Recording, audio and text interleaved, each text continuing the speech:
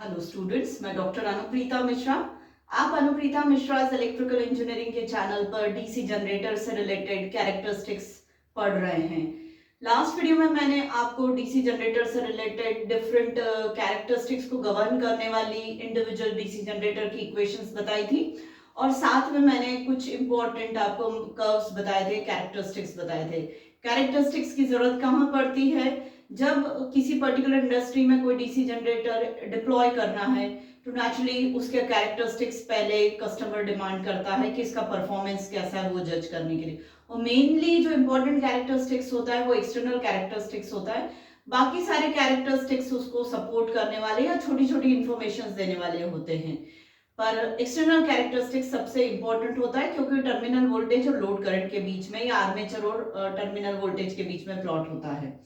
अब यहाँ पर जो है आज मैं आपको समझाने जा रही हूँ एक्सपेरिमेंट जो कि मैग्नेटाइजेशन कैरेक्टरिस्टिक्स को प्लॉट करने का कैसा होता है और कैसे परफॉर्म किया जाता है, कंस्ट्रेंट्स क्या है इस एक्सपेरिमेंट को परफॉर्म करने के, वो सारी चीजें। और इसके बाद एक एक वीडियो में डिफरेंट टाइप्स के कैरेक्टरिस्टिक्स को कैसे प्लॉट करना है और कौन से डीसी जनरेटर की क्या इंपॉर्टेंट चीजें हैं वो सारी चीजें मैं डिस्कस करूंगी। मतलब मेनली मुझे डिफरेंट डीसी जनरेटर्स के क्या इंपॉर्टेंट एस्पेक्ट्स है उन पे बात करनी है, तो मैं कैरेक्टरिस्टिक्स की मदद से उन पे बात करूंगी। आज मैं मैग्नेटाइजेशन कर्व पर डिस्कशन कर रही हूँ। तो सबसे पहले हमें ये वाला अगर कैरेक्टरिस्टिक्स प्लॉट करना है तो हमें स्पीड जो है वो कांस्टेंट रखनी पड़ेगी। और ये एक्सपेरिमेंटल सेटअप है जिसमें फील्ड वाइंडिंग को हमने सेपरेट रखा हुआ है और आर्मेचर वाले सर्किट को सेपरेट रखा है। तो मैं यहाँ बताना चाहूंगी कि हर टाइप का डीसी जनरेटर, चाहे सीरीज डीसी जनरेटर हो, चाहे सेपरेटली एक्साइटेड डीसी जनरेटर हो, चाहे शंट जनरेटर हो, कंपाउंड हो, कुछ भी हो, हर डीसी जनरेटर को मैग्नेटाइजेशन कैरेक्टरिस्टिक्स, हर डीसी जनरेटर का मैग्नेटाइजेशन कैरेक्टरिस्टिक्स पता करने के लिए उस डीसी जनरेटर को सेपरेटली एक्साइटेड जैसा ही रन करना पड़ेगा। वो इसलिए कि मैग्नेटाइजेशन कर्व प्लॉट होता है फील्ड करंट और आर्मेचर टर्मिनल वोल्टेज पर, ओपन सर्किट टर्मिनल वोल्टेज के बीच में प्लॉट होता है। अब जब तक फील्ड वाइंडिंग में से करंट नहीं बहेगा, फ्लक्स अवेलेबल नहीं होगा, तब तक ईए कहां से आएगा? क्योंकि हम जब तक फ्लक्स प्रोड्यूस नहीं करेंगे पोल्स की मदद से, फील्ड वाइंडिंग की मदद से, और आर्मेचर को अगर हमने रोटेट कर भी दिया और फ्लक्स अवेलेबल नहीं है तो आर्मेचर के अक्रॉस कोई ईएमएफ इंड्यूस नहीं होगा। पर जब हमारे पास फ्लक्स अवेलेबल है फील्ड वाइंडिंग के थ्रू, पोल्स पर लपेटी गई फील्ड वाइंडिंग के थ्रू पोल्स मैग्नेटाइज हो गए हैं और उसमें से फ्लक्स प्रोड्यूस होने लगा, मतलब फ्लक्स अवेलेबल हो गया। अब हम आर्मेचर वाइंडिंग को रोटेट करेंगे तो आर्मेचर के अक्रॉस ईएमएफ इंड्यूस होगा। मतलब फील्ड वाइंडिंग में से बहने वाले करंट पर इसका प्रोड्यूस होना निर्भर करता है। मतलब फील्ड वाइंडिंग होगी और उसमें से बहने वाला करंट होगा सेपरेट, करंट इंडिपेंडेंट होगा, तभी उसकी वजह से डिपेंडेंट आर्मेचर के अक्रॉस का वोल्टेज हमें ओपन सर्किट वोल्टेज मिलेगा। और सीरीज में या शंट डीसी जनरेटर में जो होता है वो मैं आपको कंडीशन बता देती हूं कि ईए जब तक नहीं होगा तब तक आए नहीं होगा, और आए नहीं होगा तो इसमें से बहने वाला फील्ड करंट नहीं होगा, क्योंकि आर्मेचर करंट और फील्ड करंट सेम होता है क्योंकि आर्मेचर वाइंडिंग और फील्ड वाइंडिंग सीरीज में होता है। तो जब तक ईए नहीं होगा तो आईएफ नहीं होगा, क्योंकि ईए की वजह से आए होगा, आए की वजह से आईएफ होगा और आईएफ के कारण फ्लक्स होगा। इसका मतलब यहाँ पे उल्टा समझ में आ रहा है कि ईए पर डिपेंड कर रहा है आईएफ, जबकि टोटली एक्चुअल जो वर्किंग प्रिंसिपल है डीसी का उसमें आईएफ की वजह से फ्लक्स है, फ्लक्स की वजह से ईए है, ऐसा होता है। तो मुझे मैग्नेटाइजेशन कर्व जो प्लॉट करना चाहिए वो आईएफ की वजह से ईए अलग अलग प्रोड्यूस, मतलब अलग अलग वैल्यूज आईएफ की लूं, उसके करस्पॉन्डिंग अलग अलग मुझे टर्मिनल वोल्टेज मिले आर्मेचर के, तो मेरा मैग्नेटाइजेशन कर्व प्लॉट होना सही है। पर अगर आईएफ ही ईए पर डिपेंडेंट है तो मैं आईए के रिस्पेक्ट में ईए को कैसे चेक करूं? इसलिए इसे सीरीज एक्साइटेड डीसी जनरेटर को भी मुझे कैसा रन करना पड़ेगा सेपरेटली, मतलब इसकी फील्ड वाइंडिंग का सर्किट अलग बनाना पड़ेगा, आर्मेचर का सर्किट अलग बनाना पड़ेगा। सिमिलरली अगर मैं शंट एक्साइटेड की बात करूं तो शंट एक्साइटेड में भी यही होता है कि जब तक जनरेटेड वोल्टेज आर्मेचर का ना हो IA नहीं होगा और IA नहीं होगा तो फील्ड वाइंडिंग से बहने वाला ISH नहीं होगा, ISH नहीं होगा तो फ्लक्स नहीं होगा, या ये कहो कि EA होगा तो IA होगा, IA होगा तो ISH होगा, ISH होगा तो फ्लक्स होगा, फिर उसके बाद EA और बढ़ जाएगा। तो फिर से यहाँ पर फील्ड करंट मतलब ISH ही हमारा फील्ड करंट है, ये किस पर डिपेंड कर रहा है, EA पर, तो फिर मेरा ट्रू मैग्नेटाइजेशन कर्व प्लॉट नहीं होगा। मैग्नेटाइजेशन कर्व का बिल्कुल ये मतलब है कि जो मैग्नेटिक मटेरियल आप ले रहे हो उस मैग्नेटिक मटेरियल को मैग्नेटाइज करने के लिए आप कितना करंट बहा रहे हो, जिसकी वजह से आउटपुट पे आप क्या चेकआउट कर, मतलब मेन रीजन पूरे वर्किंग का, डीसी जनरेटर के पूरे ऑपरेशन का, फंक्शनिंग का मेन रीजन फील्ड फ्लक्स है। तो इसे अगर शुरू से मैं किसी और पे डिपेंडेंट बना दूं तो मुझे ट्रू मैग्नेटाइजेशन कर्व कैसे मिलेगा। ये पूरी थ्योरी है इस चीज की कि किसी भी डीसी जनरेटर का मैग्नेटाइजेशन कैरेक्टरिस्टिक्स प्लॉट करना है तो हर डीसी जनरेटर को आपको क्या करना पड़ेगा, सेपरेटली एक्साइटेड जैसा रन करना पड़ेगा, मतलब फील्ड वाइंडिंग का सर्किट अलग रखना पड़ेगा, मतलब फील्ड वाइंडिंग में से करंट बहाना पड़ेगा जिसकी वजह से फ्लक्स आएगा, इसे आर्मेचर को रोटेट करना पड़ेगा कांस्टेंट स्पीड से, तब EA इंड्यूस होगा और टर्मिनल पे हम ओपन सर्किट वोल्टेज मेजर कर पाएंगे। तो ये पूरा रीजन है कि क्यों हर डीसी जनरेटर को सेपरेटली एक्साइटेड जैसा रन करना पड़ता है मैग्नेटाइजेशन कैरेक्टरिस्टिक्स प्लॉट करने के लिए। साथ में मेन चीज जो है, ये कर्व प्लॉट होता है कांस्टेंट स्पीड पर, मतलब पूरे टाइम आर्मेचर को हमको एक कांस्टेंट स्पीड पर ही रोटेट करना पड़ेगा, तब जाके हमारा ये कर्व प्लॉट होगा। अब यहाँ पर जब ये ओपन सर्किट है तो IA हम बहने ही नहीं दे रहे, आर्मेचर करंट जीरो है, आर्मेचर करंट जीरो है तो आर्मेचर रिएक्शन नहीं होगा, IA ड्रॉप नहीं होगा, तो जो भी जनरेटेड वोल्टेज होगा वो पूरा का पूरा टर्मिनल पर अपेयर हो जाएगा, उसे मैं ओपन सर्किट वोल्टेज बोल रही, VTOC। अब प्लॉट कैसे करते हैं, मुझे IF की अलग अलग वैल्यूज के लिए टर्मिनल वोल्टेज की अलग अलग वैल्यूज चाहिए, मतलब मैं IF को बदलते जाऊंगी। कैसे, IF का ये फील्ड सर्किट है जिसमें से IF करंट बह रहा है, फील्ड सर्किट को मैं एक्साइट कर रही हूँ VF DC वोल्टेज से, IF करंट मेजर करने के लिए मैंने सीरीज में एमीटर लगा दिया, पर मैं IF को कैसे वेरिएबल अटेन कर सकती हूँ, IF की डिफरेंट वैल्यूज मुझे कैसे मिल सकती, तो रियोस्टेट की मदद से रियोस्टेट की मदद से सबसे पहले शुरू में रियोस्टेट का मैक्सिमम रेजिस्टेंस सर्किट में रहेगा, मतलब IF की वैल्यू 0 रहेगी, हम कोई करंट नहीं बहने दे रहे। फिर हम धीरे धीरे रियोस्टेट की जॉकी को मूव करके रेजिस्टेंस सर्किट से काटते चलेंगे, मतलब कम करते चलेंगे। जैसे जैसे हम रेजिस्टेंस को कम करते जाएंगे तो पर्टिकुलर हमें IF की वैल्यूज मिलती चली जाएगी।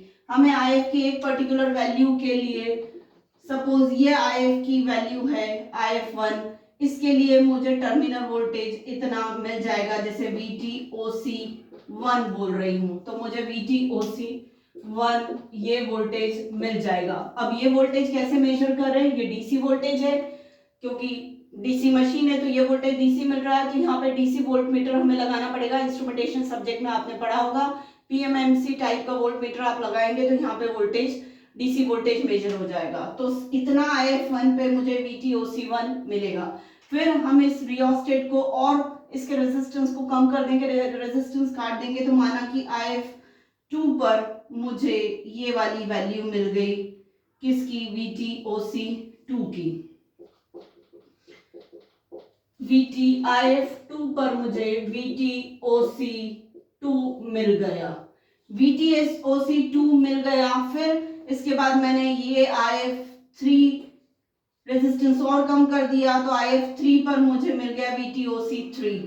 फिर उसके बाद मैंने IF4 और किया तो मुझे VTOC मिलने लगा। फिर मैंने IF5 किया, अब IF5 रेजिस्टेंस इसको कम किया, करंट बढ़ा दिया, तब भी इन पोल से प्रोड्यूस होने वाला फ्लक्स नहीं बढ़ रहा है, फ्लक्स कांस्टेंट हो चुका है, मतलब पोल सैचुरेट हो चुके हैं। तो उस फ्लक्स के कांस्टेंट होने की वजह से ये जो रोटर घूम रहा है, आर्मेचर घूम रहा है, वो फिर कांस्टेंट फ्लक्स ही प्रोड्यूस करता जाएगा। मतलब आप IF की वैल्यू उसके बाद चाहे जितनी बढ़ा दो, वोल्टेज जो टर्मिनल वोल्टेज है वो कांस्टेंट फिक्स हो जाएगा, माना कि वो EAO हो गया है तो वो वोल्टेज फिक्स हो जाएगा, मतलब इसके बाद पोल्स सैचुरेट हो चुके हैं, आप कितना भी आयत बढ़ा दो पोल्स की स्ट्रेंथ नहीं बढ़ेगी, पोल से इमर्ज आउट होने वाले फ्लक्स लाइंस नहीं इंप्रूव होंगे, तो इसलिए उसको काटने वाले आर्मेचर, घूमते हुए आर्मेचर के अक्रॉस ईएमएफ भी कांस्टेंट हो जाएगा, वो भी नहीं बढ़ेगा। तो इस तरीके से मुझे डिफरेंट फील्ड वाइंडिंग, फील्ड में से बहने वाले करंट की वजह से डिफरेंट टर्मिनल वोल्टेज मुझे अवेलेबल हो जाएंगे। तो अब जब हमारा ये टेबल बन जाएगा तो हम कर्व प्लॉट कर लेंगे। ठीक है, अभी मैंने पहले कर्व से समझाया, पर एक्सपेरिमेंट जब आप परफॉर्म करते हैं तो पहले आप आईएफ की डिफरेंट वैल्यूज पे बीटीओसी की डिफरेंट वैल्यूज लेते हो और फिर कर्व प्लॉट करते हो, ये प्रोसीजर होती है। पर शुरुआत आपकी कर्व की यहां से होगी, एक इंटरसेप्ट आपको मिलेगा इतना। क्या है ये होता है रेसिडुअल मैग्नेटिज्म की वजह से पहले से एग्जिस्टिंग ईएमएफ आर्मेचर में। इसका रीजन ये है कि ये अभी बंद करके रखी अभी मैंने एक्सपेरिमेंट परफॉर्म करना शुरू नहीं किया है, ना मैंने रोटर को घुमाना शुरू किया। मेरी ये मशीन काफी दिनों से 4 दिन से 2 महीने से बंद पड़ी है।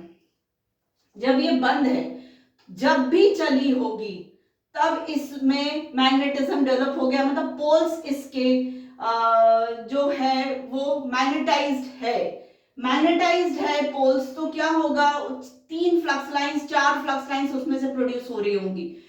तो जैसे ही मैंने रोटर को घुमाना शुरू किया एन कांस्टेंट स्पीड से, माना कि 1500 आरपीएम से मैंने इसको घुमाना शुरू किया, तो 3-4 फ्लक्स लाइंस जो पोल से जनरेट हो रही है ना, जो पुराने कभी तो भी मशीन चली होगी उसकी वजह से पोल स्ट्रेंथ बहुत वीक वाली बनी हुई है उन पोल्स की, तो 3-4 फ्लक्स लाइंस बनी हुई है। उन 3-4 फ्लक्स लाइंस को ये आर्मेचर कट करने लगेगा और छोटा सा ईएमएफ शुरू में ही दे देगा। अभी हमने यहाँ पे फील्ड करंट बहाना नहीं शुरू किया, फील्ड करंट हमारा 0, अभी मैंने इसको एनर्जाइज नहीं किया है, मैंने इसको रोटेट किया है तो ऑलरेडी वो जो पोल्स है जिस पर ये फील्ड वाइंडिंग लपेटी हुई है, उन पोल्स की वीक स्ट्रेंथ पुराने किसी तो भी ऑपरेशन की वजह से बनी हुई है। तो अब शुरू में इस पर्टिकुलर आर्मेचर के अक्रॉस उन 3-4 फ्लक्स लाइंस को काटने की वजह से एक छोटा सा ईएमएफ इंड्यूस हो जाएगा शुरू में, जैसे ये घूमेगा वैसे ही वो ईएमएफ इंड्यूस हो जाए, क्योंकि आर्मेचर के अक्रॉस तो ईएमएफ तभी प्रोड्यूस होता है जब वो फ्लक्स लाइंस को काटता है। काटेगा कब? जब इसको घुमाया जाएगा, तो ये घूमने पर उन फ्लक्स लाइंस को काटेगा और छोटा सा ईएमएफ उसके अक्रॉस इंड्यूस्ड हो जाएगा। अब हमने फील्ड वाइंडिंग के करंट को बढ़ाना शुरू किया है, तो नेचुरली जो ईएमएफ होगा इस आर्मेचर के अक्रॉस वो उस रेसिडुअल ईएमएफ के अबाउ बढ़ना शुरू हो जाएगा, के ऊपर बढ़ना शुरू हो जाएगा। तो इस तरीके से रेसिडुअल मैग्नेटिज्म की वजह से जो पोल्स में पुराना रेसिडुअल मैग्नेटिज्म है उसकी वजह से जैसे ही इसने घूमना शुरू किया, छोटा सा ईएमएफ आर्मेचर के अक्रॉस आ गया। वो छोटा सा ईएमएफ शुरुआत में इतना अपीयर होगा जब फील्ड वाइंडिंग का करंट भी 0 है तब। अब फील्ड वाइंडिंग का करंट बढ़ना शुरू हो गया तो पोल्स की स्ट्रेंथ बढ़नी शुरू हुई, तो और ज्यादा ईएमएफ बढ़ता चला जाएगा। कब तक? जब तक कि पोल सैचुरेट नहीं हो जाते, मतलब एक कांस्टेंट फ्लक्स वो प्रोड्यूस करने लगेंगे। उसके बाद फील्ड करंट जितना भी बढ़ा दो वो फ्लक्स लाइंस नहीं बढ़ेंगी, तो कांस्टेंट फ्लक्स लाइंस को आर्मेचर काटता जाएगा, तो आर्मेचर के अक्रॉस कांस्टेंट ईएमएफ मिलता चला जाएगा। तो ये पूरा मैग्नेटाइजेशन कर्व है। अगर मैं कहूं कि मैंने इसे n1 स्पीड पर रन करके इस एक्सपेरिमेंट को परफॉर्म किया, अब अगर मैं कहूं कि स्पीड मैं कम कर देती हूं, तो मेरा स्पीड कम करने के बाद मेरे पास अगला मैग्नेटाइजेशन कर्व आ जाएगा जो कि कम ही है। कम स्पीड पे अगर आर्मेचर घूम रहा है तो naturally rate of change of flux कम होगा, rate of change of flux कम होगा तो ईएमएफ भी कम इंड्यूस होगा। तो ये सपोज n2 स्पीड पे घूम रहा है, n2 जो है वो n1 से छोटा है, तो आप अलग अलग स्पीड्स पे अलग अलग कर्व्स अटेन कर सकते हैं। तो ये पूरा जो है explanation magnetisation curve of DC generator है। उम्मीद है आपको ये पूरा एक्सप्लेनेशन समझ में आया होगा। एक्सपेरिमेंट्स आप अपनी लैबोरेटरी में परफॉर्म करिए, ये बहुत इंपॉर्टेंट है जिसमें हमको सैचुरेशन समझ में आता है। मैंने पहले भी कहा है कि ये कर्व सिमिलर टू हिस्टेरेसिस के दौरान जो मैंने कर्व आपको शुरू में बताया था, मैं यहाँ पे फिर से बता देती हूँ। ये वाला जो पोर्शन था और हिस्टेरेसिस लूप ये है, ये जो है ये आपका मैग्नेटाइजेशन कर्व है। हिस्टेरेसिस हमने किसके बीच में प्लॉट किया था, बी और एच, मतलब करंट और फ्लक्स और करंट के बीच में था। और यही कर्व मैंने हिस्टेरेसिस पूरा फिनोमेना समझाया था, तब बताया था। पर ये जो है लाइन, ये मैग्नेटाइजेशन कर्व है जो ये वाली है। तो इस तरीके से हम डीसी जनरेटर का मैग्नेटाइजेशन कर्व बहुत इंपॉर्टेंट एस्पेक्ट है, क्योंकि पोल्स कैसे, पोल्स का मटेरियल कैसा है, ये चीज हमको समझ में आती है मैग्नेटाइजेशन कर्व से। तो और साथ में आर्मेचर कंडक्टर भी कैसे है, तभी तो आर्मेचर के अक्रॉस ईएमएफ इंड्यूस हो रहा है, ऐसा चेकआउट हो रहा है। ये अच्छा होगा तो ये अच्छा प्रोड्यूस होगा, ऐसा भी हम कह सकते हैं। तो उम्मीद है आपको आज का मेरा कंटेंट समझ में आया होगा, पसंद आया होगा। तो प्लीज मेरे आज के वीडियो को तुरंत लाइक कर दीजिए, मेरे चैनल को सब्सक्राइब करिए और मेरे वीडियोस को ज्यादा से ज्यादा शेयर करिए। Thank you.